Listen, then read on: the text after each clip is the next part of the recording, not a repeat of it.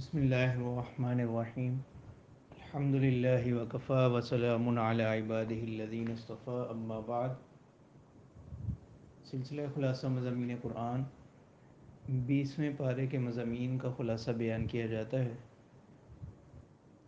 20واں پارہ اس کا جو آغاز ہے یہ سورۃ نمل جو گزشتہ پارے سے جس کا آغاز ہوا تھا اسی کا تسلسل ہے۔ اس کے بعد اس میں دوسری سورۃ القصص آئے گی، اور تیسری سورت جو اسی پارے میں ہے وہ سورہ عنکبوت ہے، پھر اس کا کچھ حصہ 21ویں پارے میں بھی ہے۔ تو اس پارے کے آغاز میں اللہ تعالیٰ 5 دلائل ذکر فرما رہے ہیں، 5 مقدمات قائم فرما رہے ہیں، اور ہر ایک کے بعد اللہ تعالیٰ فرماتے ہیں، ہر دلیل ہر مقدمہ ذکر کرنے کے بعد اللہ تعالیٰ فرماتے ہیں کہ کیا اللہ کے ساتھ ہے کوئی معبود۔ پہلی چیز اللہ تعالیٰ فرماتے ہیں، پہلی دلیل جو ہے وہ یہ ہے کہ اللہ تعالیٰ فرماتے ہیں کہ کیا وہ ذات جس نے پیدا کیا آسمانوں کو زمین کو، اور تمہارے لیے آسمان سے پانی اتارا، پھر اس پانی کے ذریعے سے زمین کے اندر سے تمہارے لیے تر و تازہ پر رونق سبزہ اگایا، باغات اگائے، کیا وہ بہتر ہے یا وہ معبودان باطلہ جن کو تم اللہ کے ساتھ شریک ٹھہرا رہے وہ بہتر ہے۔ دوسری دلیل اللہ تعالیٰ فرماتے ہیں کہ جس نے زمین کو ٹھہری ہوئی بنایا اور اس کے درمیان نہریں بنائیں اور زمین کے اوپر پہاڑ بنائے، اور 2 سمندروں کے درمیان 2 دریاؤں کے درمیان اللہ تعالیٰ نے ایک رکاوٹ ڈال دی کہ یہ اس طرف کا جو پانی ہے وہ میٹھا ہے اور دوسری طرف کا جو پانی ہے وہ نمکین اور کھارا ہے۔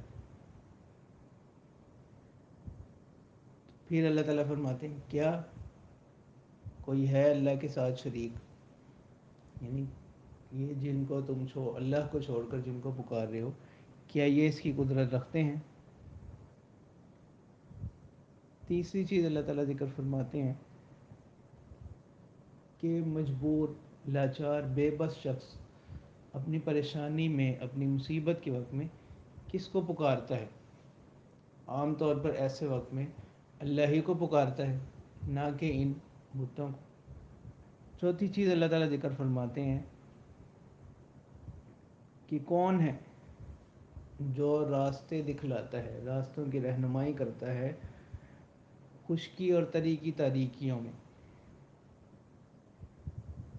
اور کون بارش برسنے سے پہلے بطور خوشخبری کے ہواؤں کو بھیجتا ہے۔ یعنی یہ تمام کام کرنے والی ذات اللہ تعالیٰ کی ہے۔ کیا اب بھی اللہ کے ساتھ کوئی اس بات کا مستحق ہے کہ اسے معبود قرار دے دیا جائے۔ 5ویں دلیل اللہ تعالیٰ فرماتے ہیں کہ اچھا بتلاؤ کہ ابتدا میں انسان کو کس نے پیدا کیا تھا، اور دوبارہ کون پیدا کرے گا، اور کون تم کو رزق دیتا ہے آسمانوں سے اور زمین سے۔ کیا اللہ کے ساتھ کوئی اور ہے شریک ایسا کرنے والا؟ تو جب یہ تمام باتیں نہیں ہیں تو اگر تم اپنے اس دعوے میں سچے ہو کہ یہ اللہ کے شریک ہیں تو تم اپنے اس دعوے پر دلیل لے کر آؤ۔ پھر آگے اسی صورت میں اللہ تعالیٰ ان لوگوں کا تذکرہ فرمانے کہ جنہوں نے آخرت کا انکار کیا۔ انہوں نے کہا کہ کیا جب ہم مٹی ہو جائیں گے ہمارے آباء و اجداد، کیا ہمیں دوبارہ نکالا جائے گا۔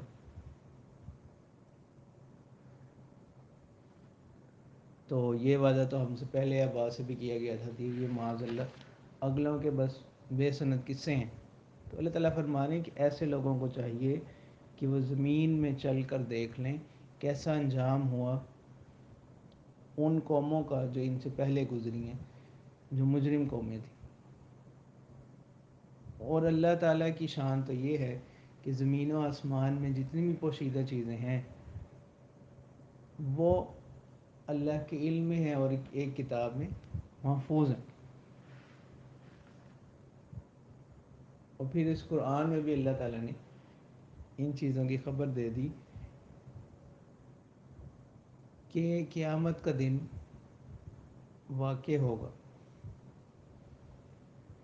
پھر کچھ نشانیاں اس میں قیامت کی ذکر کی ہیں، خاص طور پر دابۃ الارض میں ایک جانور ہوگا جو قرب قیامت میں یہ نکلے گا، یعنی بالکل قریب قریب کی جو نشانی ہے اس وقت یہ نکلے گا. اور پھر یہاں پر اللہ تعالیٰ نے سور پھونکنے کو ذکر کیا. سور دو مرتبہ پھونکا جائے گا. پہلی مرتبہ جب حضرت اسرافیل علیہ السلام سور پھونکیں گے تو تمام کائنات کی جو چیزیں ہیں ان پر موت طاری ہو جائے گی. اور جب دوبارہ سور پھونکیں گے تو پھر تمام چیزیں دوبارہ زندہ ہو کر نکلیں گے اور میدان حشر کی طرف تمام لوگ جمع ہو جائیں گے. اب اللہ تعالیٰ فرماتے ہیں کہ جو لوگ نیکیاں کرنے والے ہیں ان کے لیے ان کی بھلائی میں سے حصہ ہوگا اور یہ اس روز گھبراہٹ سے محفوظ ہوں گے. تو لہٰذا سورت کے اختتام میں اللہ تعالیٰ فرماتے ہیں کہ اے پیغمبر صلی اللہ علیہ وسلم آپ بتلا دیجئے کہ مجھے تو یہ حکم دیا گیا ہے کہ میں اللہ ہی کی عبادت کروں، صرف اللہ ہی کی عبادت کروں اور قرآن پاک کی تلاوت کروں. تو اصل معیار جو ہے وہ کیا ہے؟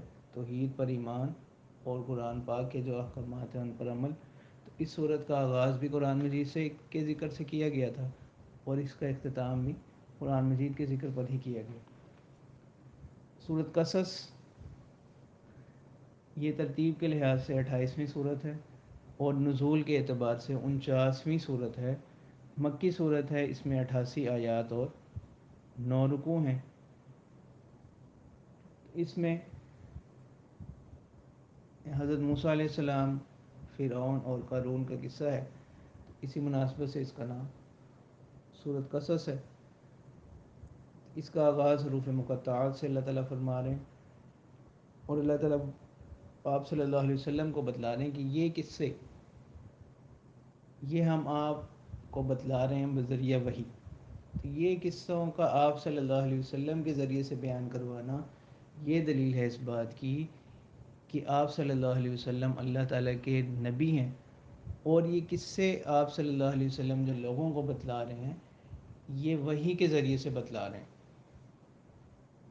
تو پہلا قصہ حضرت موسیٰ علیہ السلام اور فرعون کا ذکر کیا گیا کہ اللہ تعالیٰ نے موسیٰ علیہ السلام کو حکم دیا کہ فرعون نے زمین میں سرکشی مچا رکھی ہے اور اس نے یہ فیصلہ کر دیا کہ جو بھی بچہ پیدا ہوگا اس کو وہ ذبح کر دیتا ہے اور عورتوں کو باقی رکھتے ہیں. تو یہ زمین میں فساد مچانے والے لوگ ہیں. تو جس وقت فرعون کو یہ خبر پہنچی تھی کہ ایک ایسا بچہ پیدا ہونے والا ہے جو آپ کی سلطنت کو ختم کر دے گا، اس وقت فرعون نے یہ اعلان کروا دیا کہ جو بھی بچہ پیدا ہو اس کو ختم کر دیا جائے. لیکن اسی ماحول میں انہی حالات میں اللہ تعالیٰ نے حضرت موسیٰ علیہ السلام کی پرورش کروائی اور وہ پرورش بھی ایسے طریقے سے ہوئی کہ وہ فرعون کے گھر میں ہی ہوئی. اور ان کی والدہ کو جو ابتدائی طور پر ایک صدمہ تھا جدائی کا، ان کے لیے بھی اللہ تعالیٰ نے ایسا انتظام کر دیا کہ موسیٰ علیہ السلام دوبارہ انہی کی طرف لوٹا دیے گئے. تو اس طرح سے اللہ تعالیٰ فرماتے ہیں کہ جب وہ اپنی پختگی کی عمر کو پہنچے تو ہم نے ان کو نبوت عطا کی. تو ایک دن وہ باہر نکلے تو دو لوگ آپس میں کوئی جھگڑا کر رہے تھے. تو ایک بنی اسرائیلی تھا، دوسرا فرعونی تھا، قبطی تھا.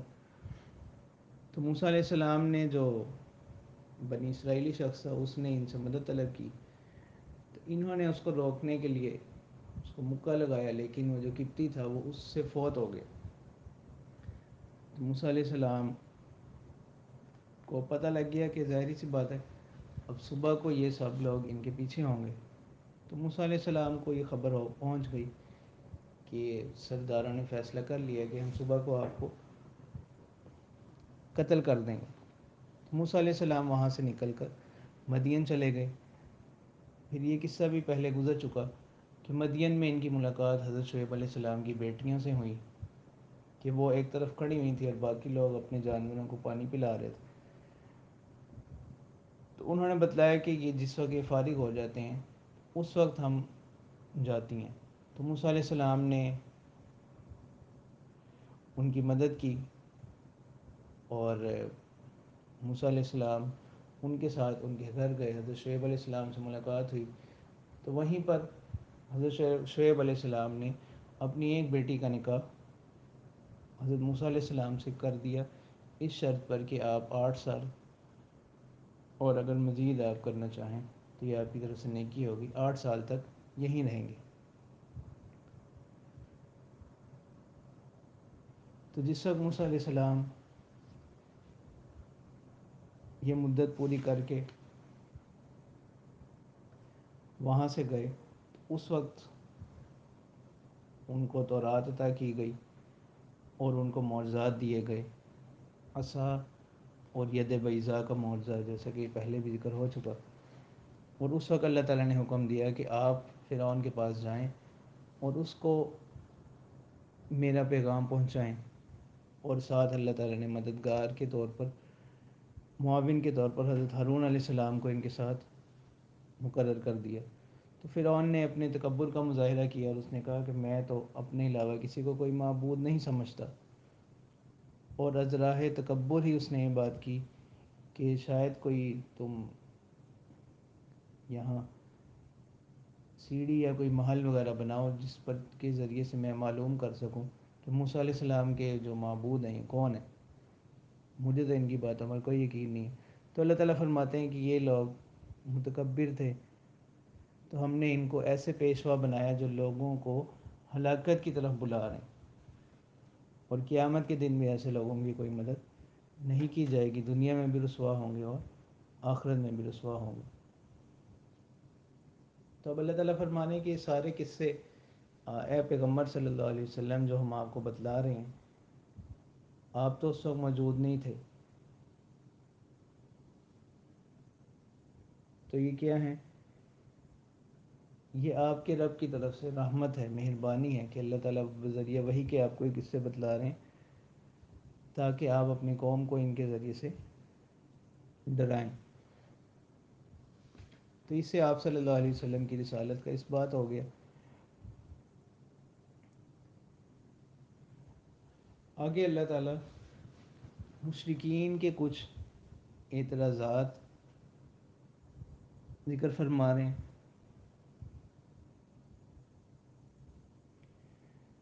پہلی بات تو یہ کہتے تھے کہ اگر ہم اس پیغمبر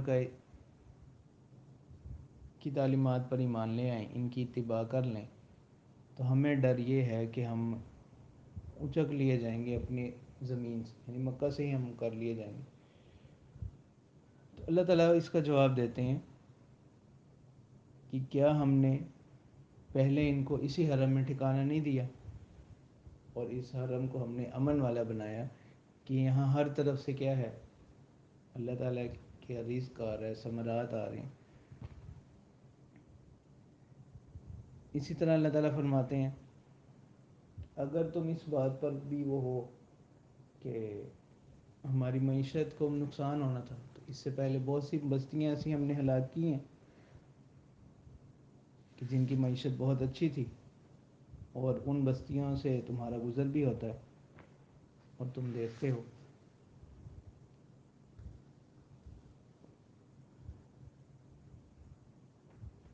تو اللہ تعالیٰ فرما رہے ہیں کہ جو کچھ بھی تمہارے پاس ہے یہ اس دنیا کا ہی ساز و سامان ہے، اور جو چیز اللہ کے پاس ہے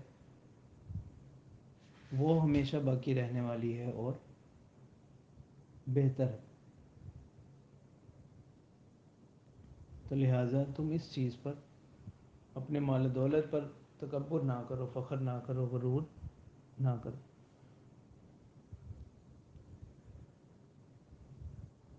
اسی طرح اللہ تعالیٰ فرماتے ہیں کہ قیامت کے دن اللہ تعالیٰ پوچھیں گے لوگوں سے کہ تم نے جس وقت ہمارے پیغمبر تمہارے پاس آئے تو تم نے ان کو کیا جواب دیا، اور اس وقت یہ تمنا کریں گے کاش کہ دنیا میں کیا ہو جاتا، ہدایت یافتہ ہو جاتا، لیکن اللہ تعالیٰ فرماتے ہیں کہ اس وقت کی تمنا ان کی کسی کام نہ آئے گی۔ اس صورت کے آخر میں قارون کا قصہ ذکر کیا گیا کہ قارون یہ یہ بھی فرعون کی طرح ایک متکبر اور سرکش شخص تھا، اور یہ موسیٰ علیہ السلام کے رشتہ داروں میں سے تھا، اور بہت زیادہ دولت نے اس کو مغرور بنا لی، یہاں تک کہ قرآن میں آتا ہے کہ اس کے خزانے کی کنجیاں جو ہیں وہ کئی اونٹوں پر جاتی تھیں، اور اس نے یہ دعویٰ شروع کر دیا کہ یہ سب کچھ میں نے اپنی صلاحیت سے اپنی محنت سے حاصل کیا۔ موسیٰ علیہ السلام نے اس کو سمجھایا کہ تم اس پر فخر نہ کرو، بلکہ اس میں سے جو اللہ کا حق ہے وہ بھی ادا کرو، اور اللہ کے بندوں پر ظلم نہ کرو۔ اس نے یہی بات کہی کہ یہ مال تو مجھے اپنی دانش مندی کی وجہ سے ملا ہے، تو میں اس میں سے کیوں ایسا کروں؟ تو اللہ تعالیٰ فرماتے ہیں کہ کیا اس کو معلوم نہیں کہ اللہ تعالیٰ نے اس سے پہلے کتنی ہی قوموں کو جو قوت میں اور جمعیت لشکر میں اس سے بڑھ کر تھی ان کو ہلاک کیا۔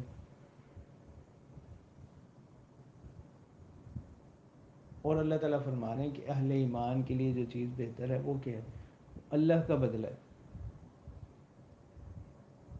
وہ ان کے لیے بہتر ہے۔ پھر اس کے آخر میں اللہ تعالیٰ اسی چیز کی نصیحت فرماتے ہیں کہ اہل ایمان کے لیے جو چیز بہتر ہے وہ آخرت کا گھر ہے، اور یہ ہم نے ان لوگوں کے لیے بنا رکھا ہے جو دنیا میں برتری نہیں چاہتے اور فساد نہیں مچاتے، اور انجام پرہیزگاروں کا ہی ہے۔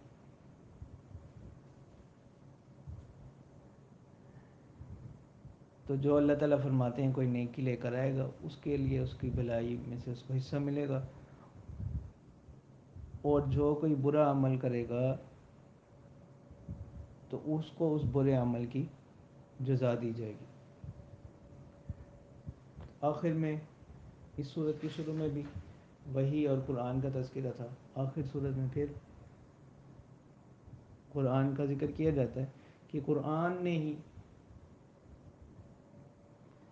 آپ کو یہ پیغام دیا کہ ایک دن تم اپنے رب کی طرف لوٹائے جاؤ گے، حالانکہ تم اس کی امید نہیں رکھتے، دنیا میں تم اس چیز پر یقین نہیں رکھتے تھے۔ اور اللہ تعالیٰ آپ صلی اللہ علیہ وسلم کو آخر میں تلقین فرما رہے ہیں کہ یہ جو مخالفین ہیں یہ آپ کو اللہ کی آیات سے، اللہ کے ذکر سے نہ روکیں، تو آپ اپنے پروردگار کی طرف پکارتے رہیے، دعوت دیتے رہیں، اور توحید پر قائم رہیں۔ اللہ تعالیٰ کی ذات ہی ہے جو باقی رہنے والی ہے، اور اسی کا حکم، اسی کی بادشاہت باقی رہے گی، اور اسی کی طرف تم تمام لوگ لوٹائے جاؤ گے۔ یعنی حاصل یہ ہے کہ اللہ تعالیٰ کے علاوہ ہر چیز فنا ہونے والی ہے۔ سورۃ عنکبوت ترتیب کے لحاظ سے 29واں نمبر ہے اس کا، اور نزول کے اعتبار سے یہ 85 اس کا نمبر ہے، مکی صورت ہے۔ عنکبوت کا تذکرہ آگے اس صورت میں آتا ہے، تو اسی مناسبت سے اس کا نام سورۃ عنکبوت ہے۔ عنکبوت مکڑی کو کہتے ہیں۔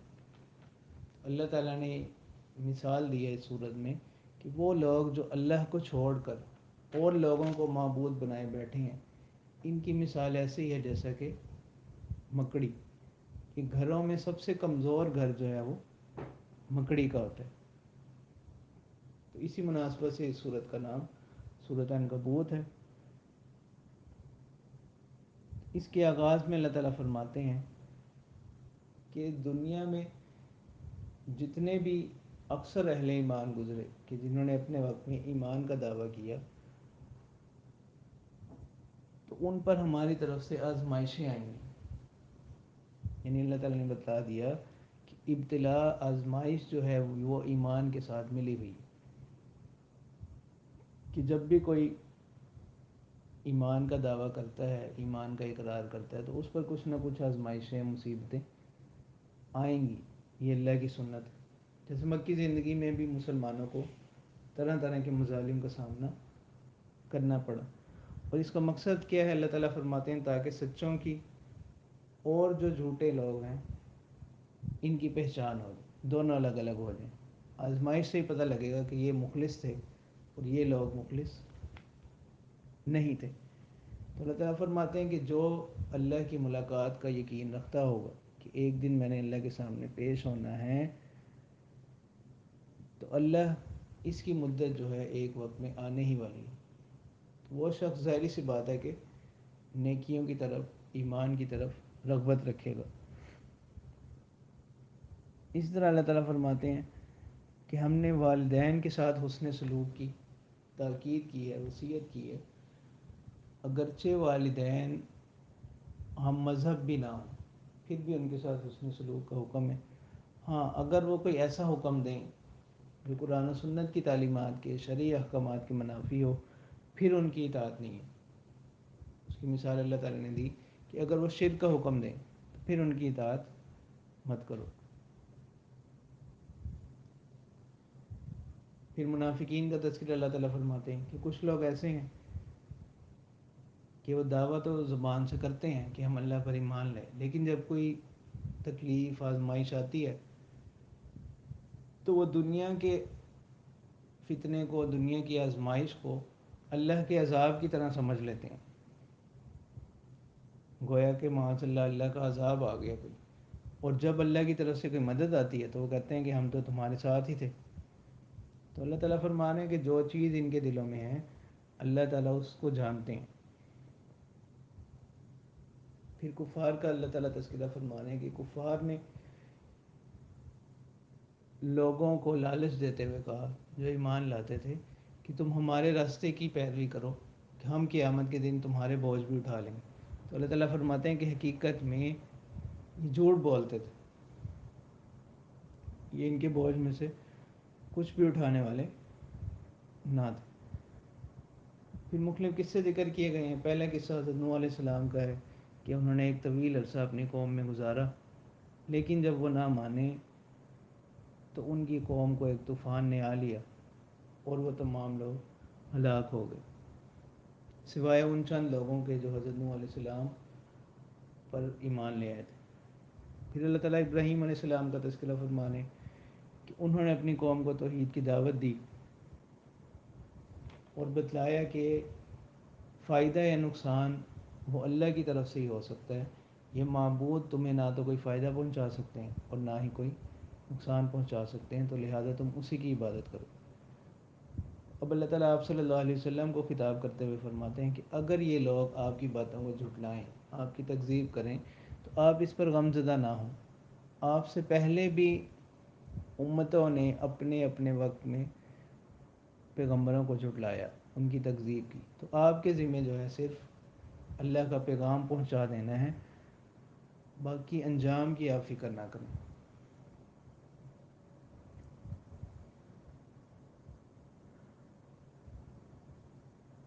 تو ابراہیم علیہ السلام کے قصے میں اس کا انجام کیا ہوا؟ اللہ تعالیٰ اس کو ذکر فرماتے ہیں کہ انہوں نے ابراہیم علیہ السلام کے بارے میں سازشیں شروع کر دیں کہ ان کو معاذ اللہ قتل کر دیتے ہیں یا آگ جلا کر اس میں ڈال دیتے ہیں، لیکن اللہ تعالیٰ نے ان میں سے ان کو بچایا. اسی طرح حضرت لوط علیہ السلام کی قوم کا تذکرہ ہے کہ کس طرح وہ بدعمالیوں میں مبتلا تھے، ان پر اللہ کی پکڑ آئی، اللہ کا عذاب آیا کہ فرشتے جس وقت آئے انہوں نے ان کی بستی کو الٹ کر رکھ دیا. تو اللہ تعالیٰ فرماتے ہیں کہ ان ہلاک شدہ بستیوں میں سے، ہلاک شدہ قوموں میں سے ہم نے اہل عقل کے لیے نشانیاں چھوڑی ہیں. اسی طرح شعیب علیہ السلام کا تذکرہ کیا گیا کہ ان کو اللہ تعالیٰ نے اہل مدین کی طرف بھیجا، لیکن وہ بھی اپنی بدعمالیوں سے باز نہ آئے تو ہمارے عذاب نے ان کو پکڑا. اسی طرح قوم عاد اور سمود، قارون اور فرعون، ان تمام لوگوں کو ان کے تکبر کی وجہ سے، ان کی بدعمالیوں کی وجہ سے، پیغمبروں کی باتوں کو نہ ماننے کی وجہ سے ان پر عذاب آئے۔ تو اللہ تعالیٰ فرماتے ہیں کہ کچھ تو ان میں سے ایسے ہیں کہ ان پر ہم نے ہوائیں بھیجی، تیز آندھیاں آئیں، جیسے قوم عاد و سمود، اور کچھ ان میں سے ہیں کہ جن کو ایک چنگاڑ نے پکڑ لیا، یہ بھی ہوا قوم عاد و سمود کے ساتھ۔ اور ان میں سے کچھ وہ ہیں جن کو ہم نے زمین میں دنسا دیا، جیسے قارون، اور کچھ وہ جن کو ہم نے غرق کر دیا، جیسے فرعون اور حضرت نوح علیہ السلام کی جو نافرمان قوم تھی۔ تو اب آخر میں اللہ تعالیٰ مثال دیتے ہیں اور توحید کو بیان فرما رہے ہیں۔ ان لوگوں کی مثال جو اللہ کے کو چھوڑ کر دیگر معبود بنائے ہوئے ہیں، ایسے ہی ہے جیسے کہ مکڑی، کہ وہ کوئی گھر بناتی ہے اور گھروں میں سب سے کمزور گھر مکڑی کے گھر ہوتے ہیں۔ کاش کہ اللہ تعالیٰ فرماتے ہیں کہ یہ لوگ اس چیز کو سمجھ لیتے۔ تو اللہ تعالیٰ فرما رہے ہیں کہ یہ مثالیں ہم بار بار بیان کرتے ہیں عقل والوں کے لیے۔ تو اللہ تعالیٰ فرماتے ہیں اسی طرح اللہ نے پیدا کیا زمین و آسمان کو، اور زمین و آسمان کے اندر اللہ نے نشانیاں رکھی ہیں اہل ایمان کے لیے۔ تو اسی مضمون پر 20ویں پارے کے مضامین کا اختتام ہوا۔ وآخر دعوانا ان الحمد للہ رب العالمین۔